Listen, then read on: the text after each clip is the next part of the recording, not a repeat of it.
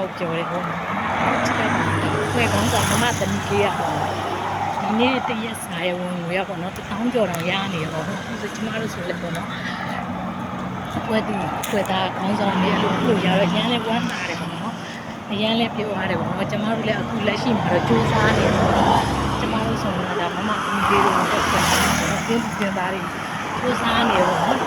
အလုပ်တစ်ဖက်နဲ့ပေါ့နော်အလုပ်ကနေထွက်ဆရာမလို့ပဲတော့ဗောနော်အားလက်တဲ့အချိန်လေးမှာတနိုင်2နာရီချိန်လေးပြေးပြီးလေ့လာသင်ယူခြင်းနဲ့ဆိုရင်တော့နော်ဒီsoftware လေးကိုဗောနော်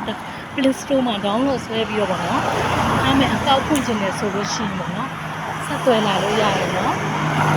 TikTok လို့ခိုင်းအောင်မှာနော် Facebook link ချပေးထားရဗောနော်လုပ်ချင်တဲ့သူရှိရင်ဆက်သွယ်လာလို့ရတယ်နော်လေ့လာခြင်းနဲ့သင်ယူခြင်းနဲ့ဆိုရင်ဆက်သွယ်လာလို့ရတယ်အခမဲ့အကောက်တွေဖွင့်ပေးတယ်ဗောနော်အရန်နဲ့မှဝန်တာတယ်နော်ကိုမရပြီမဲ့ကိုရဲ့အခုလောင်းဆောင်မမတွေရတော့အရန်မှဝမ်းသာတယ်ပေါ့နော်ကိုတွေလည်းမမတွေတင်ပေးသလိုလိုက်